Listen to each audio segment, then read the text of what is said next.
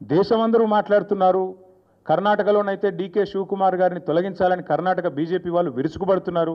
కానీ తెలంగాణ బీజేపీ వాడు మాత్రం ఎవడు మాట్లాడట్లేదు. తెలంగాణ బీజేపీ వాళ్ళు మాత్రం మౌన మునుల మాదిరిగా ఎక్కడ ఒక్కరు కూడా మాట్లాడట్లేదు.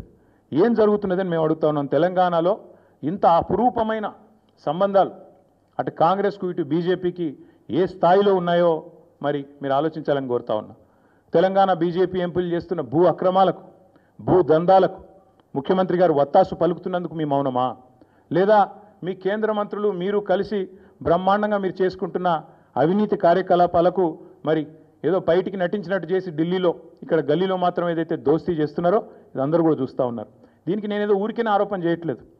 ఇది చూడండి, మంత్రి పొంగులేటి గారి ఇంట్లో రైడ్స్ అని చెప్పి ఇది సెప్టెంబర్ 2028 వార్త.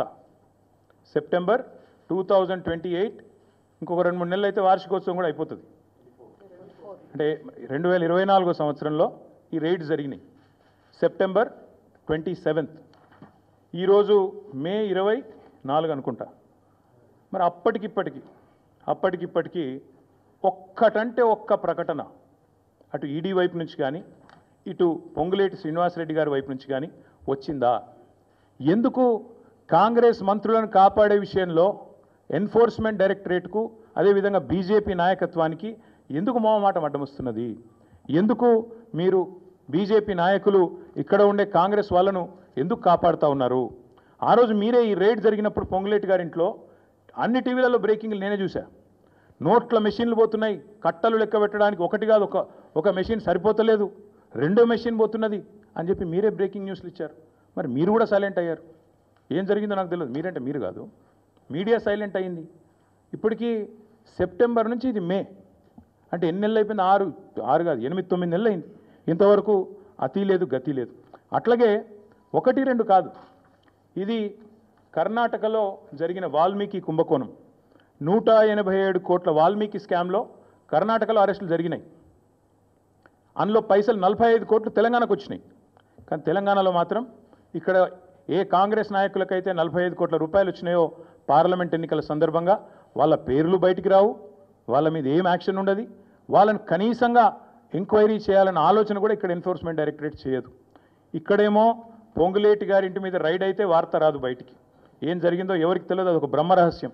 అట్లాగే వాల్మీకి కుంభకోణంలో 45 కోట్లు తెలంగాణకు వచ్చినాయని చెప్పి స్పష్టంగా ఈడీ రిమాండ్ డైరీలో రాసింది. నా ఆరోపణ కాదు. ఈడీ కర్ణాటకలో రిమాండ్ డైరీలో రాసింది. మొత్తం 187 కోట్ల కుంభకోణంలో 45 కోట్లు తెలంగాణ కాంగ్రెస్ నాయకులకు వచ్చినాయి. అవి రావడమే కాదు, ఇక్కడ మందు ఉన్నారు, ఇక్కడ ఎలక్షన్లో ఆ డబ్బులు వాడినారు అని చెప్పి కూడా స్పష్టంగా ఆధారాలతో సహా మరి డీటెయిల్డ్గా వచ్చింది. కానీ ఇంతవరకు ఆ వాల్మీకి స్కామ్ ఏమైందో, ఆ 45 కోట్లు ఎవరికి వచ్చినాయో ఇంతవరకు అది కూడా మరొక బ్రహ్మరహస్యం. అట్లాగే మేము ఆరోపణలు చేయడం కాదు, ప్రధానమంత్రి నరేంద్ర మోడీ గారు మే 10 తారీఖు నాడు 2024 హైదరాబాద్కు వచ్చారు, తెలంగాణకు వచ్చినారు. వచ్చి ఆ రోజు ఆయన అన్నమాట, తెలంగాణలో విచ్చలవిడి అవినీతి జరుగుతోంది, RRR ట్యాక్స్ నడుస్తోంది, ఇక్కడ రాహుల్ రేవంత్ రెడ్డి ట్యాక్స్ నడుస్తున్నది అని స్వయంగా ప్రధానమంత్రి మోడీ గారు అన్నమాట. మరి దాని మీద ఇప్పటివరకు మే 11, మొన్ననే మే 11 కూడా అయిపోయింది, వార్షికోత్సవం కూడా అయిపోయింది. ఇప్పటి వరకు అతి లేదు గతి లేదు, ఇప్పటి వరకు ఒక్క అడుగు ముంగట పడ్డది లేదు. అట్లాగే మేము మా పార్టీ తరఫున కూడా చాలా స్పష్టమైన ఆరోపణలు చేస్తూ ఆధారాలతో సహా సివిల్ సప్లై స్కామ్ ఏదైతే జరిగిందో దానిలో జరిగిన కుంభకోణాన్ని మేము స్పష్టంగా ప్రజల ముందుకు తెచ్చాము. మరి అట్లాగే ఏజెన్సీస్ దగ్గర కూడా పోయాం.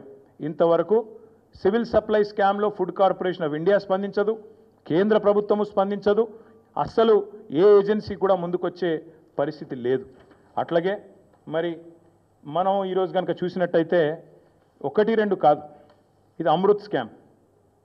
అమృత్లో రేవంత్ రెడ్డి గారి బావమరిది కంపెనీ శోధా కన్స్ట్రక్షన్స్ అనే కంపెనీకి మరి సృజన్ రెడ్డి గారు అనే వ్యక్తికి ఆయన కంపెనీకి అర్హతలు లేకపోయినా, ఆయన కంపెనీకి ఫైనాన్షియల్ కేపబిలిటీ లేకపోయినా 1137 కోట్ల వర్క్ ఇచ్చారు అని మేమేదైతే ఆరోపణ చేశామో ఆధారాలతో సహా స్వయంగా కేంద్ర మంత్రి మనోహర్ లాల్ ఖట్టర్ గారిని కలిసి ఆరోపణలతో సహా ఆధారాలతో సహా వారికి డీటెయిల్డ్ నోట్ కూడా ఇచ్చి వస్తే ఇప్పటి వరకు కనీసం ఒక్క మాట కాదు కదా, ఒక్కటంటే ఒక్క అడుగు కూడా ముంగట పడలేదు. అందుకే మేము అడుగుతున్నాం, భారతీయ జనతా పార్టీకి నిజాయితీ ఉంటే మీరు స్పందించాలి. స్పందించడం అంటే ఏదో ప్రెస్ మీట్ పెట్టి మాట్లాడడం కాదు. మీరు అధికారంలో ఉన్నారు. మీరు ఖచ్చితంగా వెంటనే ఈ అన్ని కుంభకోణాలు వెనుక అమృత్ కావచ్చు, సివిల్ సప్లై స్కామ్ కావచ్చు, అట్లాగే ఈరోజు యంగ్ ఇండియా కావచ్చు, అట్లాగే మొన్ననే హైదరాబాద్ సెంట్రల్ యూనివర్సిటీ భూముల విషయంలో స్పష్టంగా సెంట్రల్ ఎంపవర్డ్ కమిటీ రిపోర్ట్ ఇచ్చింది, రికమెండ్ చేసింది. ఏం చెప్పింది సెంట్రల్ ఎంపవర్డ్ కమిటీ?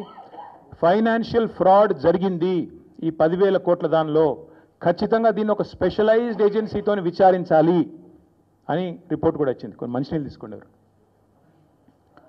స్పష్టంగా అంత స్పష్టంగా ఇస్తే కూడా ఇప్పటి వరకు మిగతా అన్ని విషయాల్లో మెరుపు వేగంతో స్పందించే ఏజెన్సీలు మరి ఇక్కడ ఎందుకు స్పందించట్లేదు? మేము ఖచ్చితంగా ఈ విషయంలో మేము తెలంగాణ ప్రజలకు కూడా ఒకటి అప్పీల్ చేస్తూ ఉన్నాం.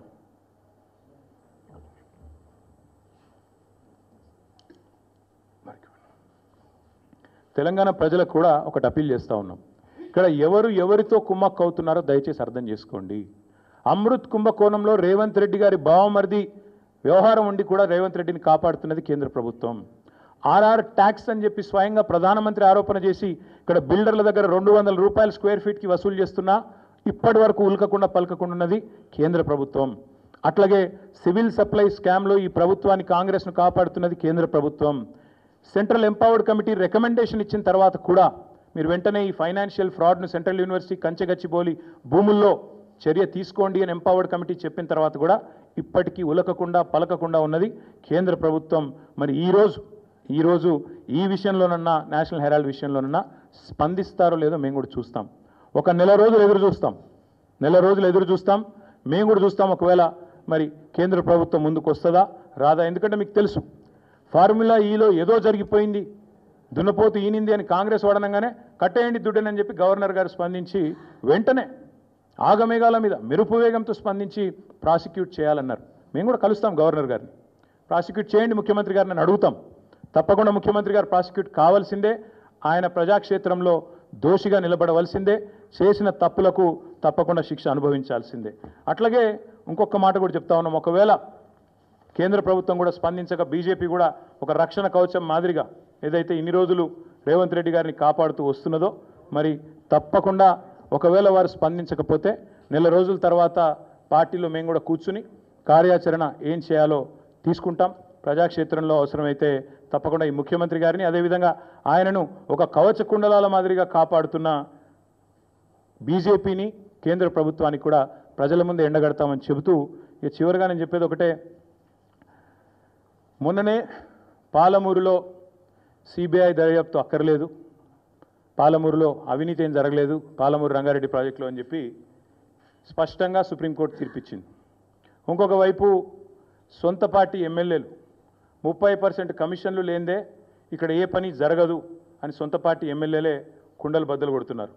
అట్లాగే సొంత మంత్రులు క్యాబినెట్ సహచరులు స్పష్టంగా చెప్తున్నారు, మా మంత్రులు పైసలు తీసుకుంటారు లేకపోతే ఫైళ్ళు కదలై అని చెప్పి పాపం నిజాయితీగా ఒప్పుకుంటున్నారు. ఇంకోవైపు సొంత మామ, పిల్లనిచ్చిన మామ, కాళేశ్వరంలో అవినీతి ఎక్కడిది మన్నెక్కడిది, 1,00,000 కోట్ల ప్రాజెక్టులో 94,000 కోట్లు ఖర్చు అయితే అలా 1,00,000 కోట్ల కుంభకోణం అని ఎట్లా అంటారు, ఇది అసంబద్ధం అని చెప్పి సొంత పిల్లనిచ్చిన మామ చెప్తా ఉన్నారు. కాబట్టి ఫ్రస్ట్రేషన్లో రేవంత్ రెడ్డి గారు ఏవేవో చేస్తుంటారు, ఏవేవో లీకులు ఇచ్చి ఏదో రకంగా మీడియా మేనేజ్మెంట్ చేసి నేషనల్ హెరాల్డ్ కేసులో ఛార్జ్షీట్లో పేరు వచ్చిన కొన్ని పత్రికలు అయితే రాయలేదు. మాకు చాలా ఆశ్చర్యంగా ఉంది, ఎంత బాగా కవర్ చేసుకుంటూ వస్తున్నారంటే రేవంత్ రెడ్డి గారిని చాలా ఆశ్చర్యంగా ఉంది, ఇట్లా కూడా చేయొచ్చా అని. అంటే ఇంత పెద్ద కేసులో ఇంత పెద్ద మ్యాటర్ వస్తే ఒక ముఖ్యమంత్రి పేరు వస్తే ఇదే కేసీఆర్ గారి పేరుంటే రాకపోదురా? ఇదే కేసీఆర్ గారి పేరుంటే కోతికి కొబ్బరి చిప్ప దొరికినట్టు కొంతమంది సంబరాలు చేసుకుంటూ పేపర్ల నిండా తాటికాయంత అక్షరాలతో రాసేటోళ్ళు ఇలా రేవంత్ రెడ్డి గారికి కవరింగ్ ఇచ్చేందుకు చాలా కష్టపడి కాపాడుతున్నారు. వారందరికీ నేను చేసే విజ్ఞప్తి ఒకటే, మీరు ఎన్ని చేసినా ఎంత గింజుకున్నా ఈ మీడియా సంస్థలు ఎంత తాపత్రయపడ్డా ఆయన మీకు ఎంత అడ్వర్టైజ్మెంట్లు ఇచ్చినా ఎన్ని రకాలుగా మిమ్మల్ని ఫోన్ చేసి బెదిరించినా ప్రజలకు విషయం అర్థమైపోయింది. ఈయన ఒక లొట్టపీసు ముఖ్యమంత్రి, ఈయనతను ఏం కాదు అని అర్థమైంది. కాబట్టి మీరు కూడా దయచేసి నిష్పక్షపాతంగా వార్తలు ప్రజలకు చెప్పండి. లేకపోతే సోషల్ మీడియా ఉంది, మీరు చెప్పినా చెప్పకపోయినా సోషల్ మీడియా ద్వారా ప్రజలకు అన్నీ తెలుస్తాయి. తెలియదు, ఇక మేము పిల్లి కదా కళ్ళు మూసుకొని పాలు తాగితే తెలియదు అనుకుంటుంది అన్నట్టు మేము రాయకపోతే వార్తనే కాదు, మేము రాయకపోతే మేము నొక్కేస్తే ఎవరైనా కూడా వాస్తవాలు చెప్తున్నాం. మీకు అబద్ధం అనిపిస్తే నేనేం చేయాలి? కానీ చాలామంది రాస్తలేరు, మరి ఏం చేయాలి? మరి మా బాధ మేము చెప్పుకోవాలి కదా, ప్రజలకన్నా చెప్పుకోవాలి కదా. కాబట్టి మీరు అట్లా అనుకొని మీ భ్రమల్లో ఉన్నంత మాత్రాన మీరు చేయగలిగేది ఏం లేదని కూడా చెప్తూ సహకరించే మిత్రులకు థ్యాంక్ యూ.